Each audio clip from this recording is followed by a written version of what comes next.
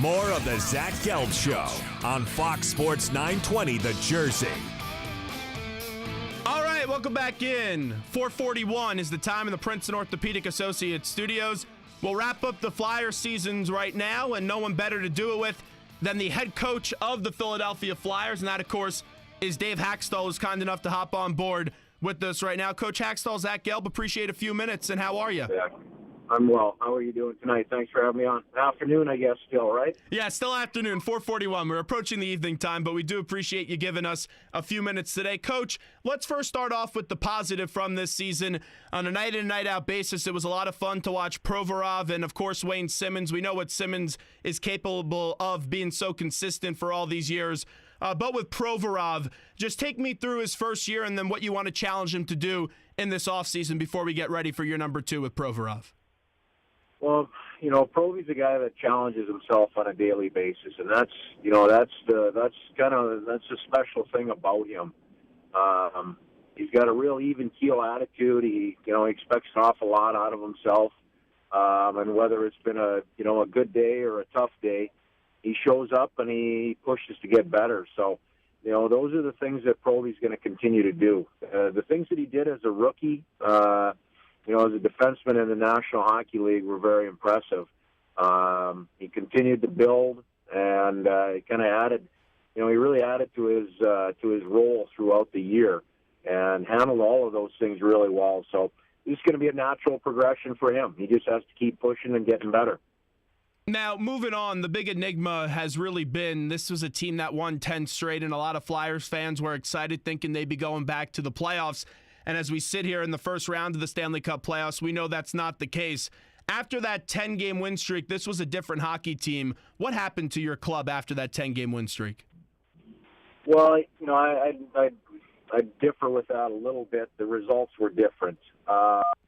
Really, the last couple weeks of December and the month of January, we didn't play all that well, not on a consistent basis, and the results will show that. As we got into the month of February, we started playing pretty good hockey. We played pretty well. The overall consistency of our game was good. Yet through a tough schedule, we didn't get the results that we needed. So at that point in time, you get too far behind in this league, and I think that's the thing. As you look at this season, playing pretty good hockey down the stretch. Getting pretty good results. I think in our last dozen games we were 7-3-2, but we didn't make up a single point. It's tough. If we put ourselves in a tough position through the month of January and February, and you can't rely on that late season push as we had last year to put yourself into a playoff position. When you evaluate yourself personally as a coach this year, how do you evaluate yourself? Well, we're out of the playoffs, so I don't think I'm not happy with the overall result. That's the bottom line. So what changes then when you evaluate? What changes do you look at to make going into next year? You have to have a perspective where you sit back, and the end result is what we're evaluated on. And right now there's 16 teams that are in the first round of the playoffs. We're on the outside looking in. So that's what you're evaluated on. Yet as a coach, you have to evaluate everything that went on through the year, and there's a lot of really good and positive things where our team grew and improved and got better this year. There's also some, there's the areas where we have to make improvements. Those are the things that I do as a coach, and I do them in a very black and white sense. And that's no different whether it's been a positive year or an unsuccessful year. And when you're out of the playoffs, you don't view it as anything but what it is. We expect it to be a team that competed to be a playoff team and would have a chance to have some success as a playoff team. We're not there. So bottom line is we're looking at all the things we did well, and then we're looking at all the things that we have to do better. What did this team do well this year when you evaluate the positive? Well, there's a lot of there's a lot of areas of our game that I really liked, and we tried to grow and build with individual, in individual areas. And I think we saw some good things there with individual players. Bottom line is, I think we played our best 5-on-5 hockey down the stretch. And that's something you have to be very careful with. You can't rest upon that, in terms of having a good 12 or 15 or 20 game push at the end of the year. But realistically, I liked our 5-on-5 game towards the fourth quarter of the year, so to speak, the last 15 to 20 games. Now we have to make sure that we're able to start where we left off, and now you have to prove that consistency through the 82-game schedule, and that's really what we need to do as we go into next year. Dave Hakstol with us right now on the Zach Gelb Show. Coach, a lot has been made from what Steve Mason had to say in his exit interview about the platoon system with the goalies. Do you at all regret the platoon system with the goalies that you had this year? No, I don't. Why is that? Well, the system that we had worked very well for us a year ago.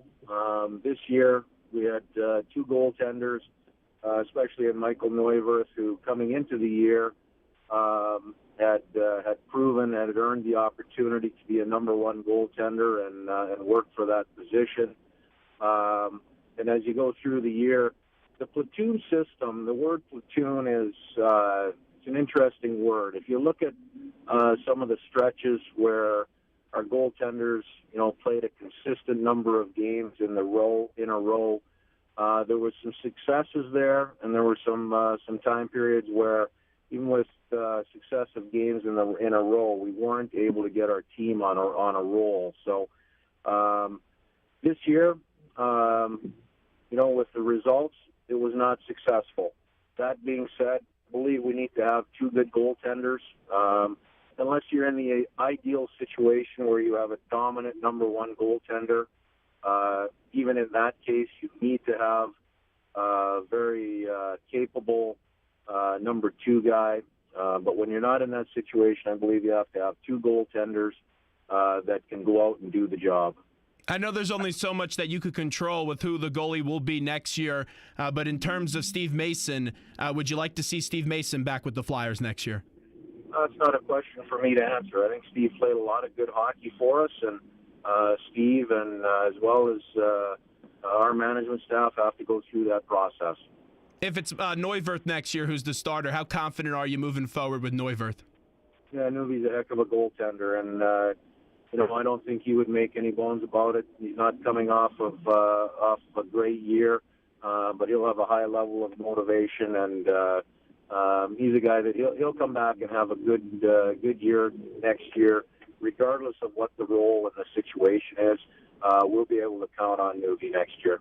Dave Hakstol with us right now, the head coach of the Flyers. Coach, a lot of backlash that we hear from the fans is about some of the decisions with Ghost and Konechny this year with the scratches. Can you just explain and give us some more clarity about your decision to scratch them, and what do you think those players really learned when they weren't on the ice for some time this year? I think both guys grew and developed, and both are in different situations.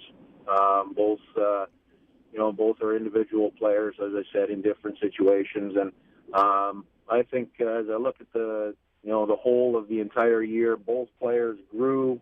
Both players had good, solid development, and both guys are going to be very good players for us in the future. With Ghost, and we talked about it when we had you on in the summer previewing the season, that with Ghost, teams are going to adapt with him because they got to see him last year, and he had a very successful year one where he was a +8, but this year he was a -21. As a coach, how do you look at what Ghost did this year, and how do you try to get him back to what we saw of Gostisbehere last year? Well, I think you already saw that. I think you saw him back to where he was plus in the last 15 games of the season. Now his challenge is going to be to do it over the 82-game schedule next year. How do you prepare a player to go a little bit more? Because we knew that going in, he wasn't going to play as many games as he did last year. You knew he was going to play more games. But moving forward, is it just experience and a matter of time with Gostisbehere? Is there not really a concern with you for Shane Gostisbehere? I was concerned with every player, and care and concern with every player, and there's no way to gain experience other than going through it and doing it. And Ghost had such outstanding success as a first-year player. Very, very impressive in everything that he did and the way he handled everything. The National Hockey League it's a tough league, and I thought Ghost's effort throughout the year was very good. I thought he was a great teammate throughout the year. Certainly in the first half of the year, things didn't come quite as easily. A lot of it due to the nature of the league, as the league learns more about an individual player.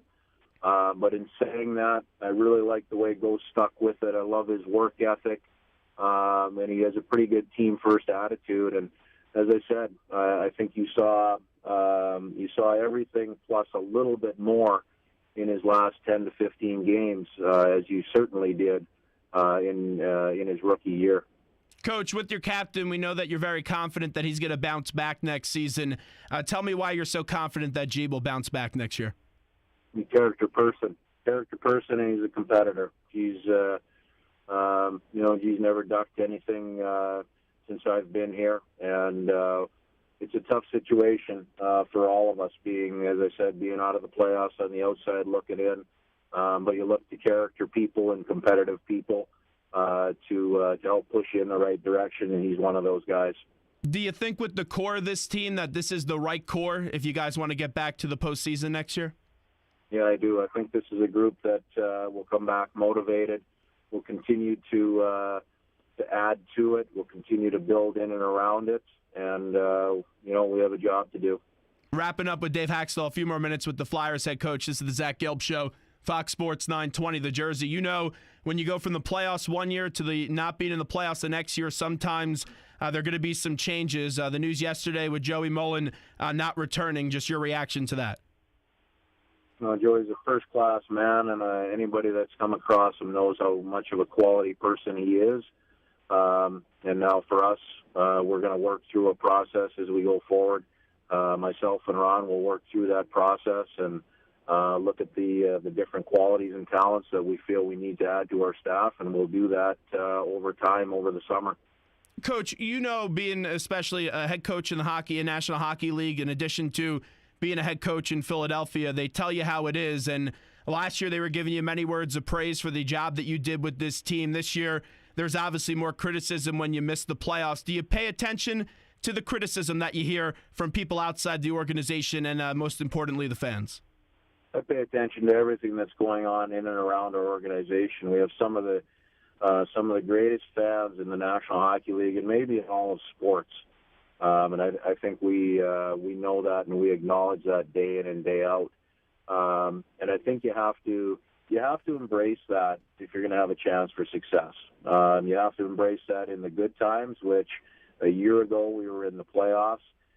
This year, as we're a growing and a developing team and looking to build towards the future, we've taken a step back, and that's a negative and a tough situation.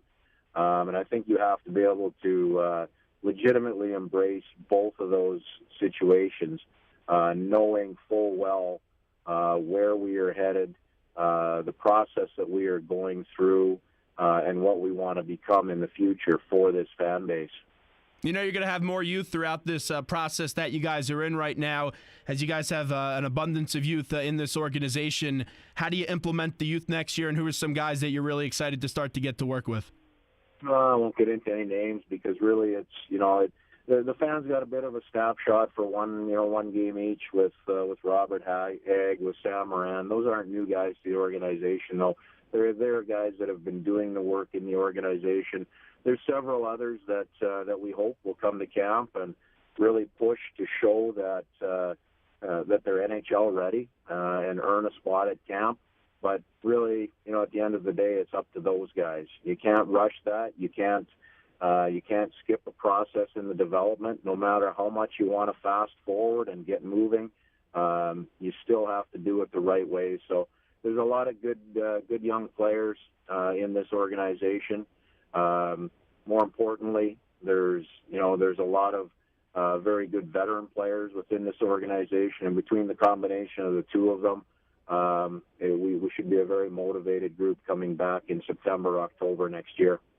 Before you get those guys back and before you sent them off, just what were those things before we let you run, as we're talking to Dave Hakstol, that you really did make an emphasis of that we need to do X, Y, and Z in order to be in the playoffs this time next year instead of being on the outside looking in? Those aren't, the specifics of it aren't things that I'll get into in an interview through the radio or through the media. But we had we had good, serious discussions with each individual player. It's a little bit different with each and every player. As a team, the bottom line is we have to be a bit more consistent. And, as you look through the entire 82-game regular season, it's a pretty slim difference right now from sitting on the outside looking in as opposed to being one of the 16 teams that has the opportunity to compete in the Stanley Cup playoffs. So, that's something that should bring great motivation to everybody within our group coming back. What does Coach Hakstol do for fun, by the way, in the offseason? I don't know. We'll get to that in a few days. Right now, we're still wrapping things up. So, wrapping things up and looking forward to everything coming down the road for us. Well, Coach, we'll be anxiously waiting to hear what you do for fun in the offseason, but most importantly, we do appreciate a few minutes today, and best of luck moving forward. Thank you. I appreciate it. There's Dave Hakstol, the head coach of the Philadelphia Flyers, joining us on the Zach Gelb Show. Fox Sports 920 The Jersey, 4:58 is the time in the Princeton Orthopedic Associates studios. I like some of what we heard from Dave Hakstol. Some of it, the jury's still going to be out there. You know that, as some stuff, obviously, he's not going to get into specifics. But overall, here was my take on Hakstol. I'm going to react from the interview in just a little bit.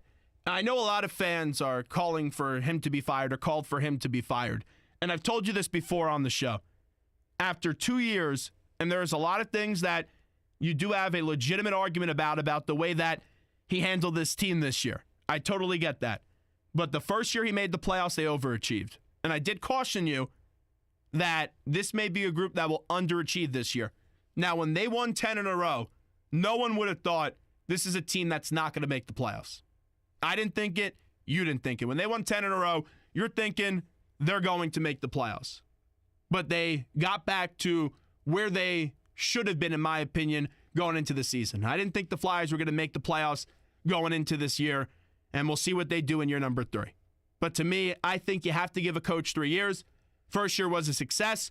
Second year, in a lot of fans' mind, and deservingly so, was a disappointment. We'll see what year number 3 has in store if you're a Philadelphia Flyers fan trying to catch some games at the Wells Fargo Center. 609-9199-D200. We'll react to the Dave Hakstol interview. Right after this, we'll take a quick break. More of the Zach Gelb Show as we roll along right here on Fox Sports 920 The Jersey, 920 AM in Bucks, Burlington, and Mercer counties, or worldwide on the web at 920thejersey.com. Back with hour number 2 right after this.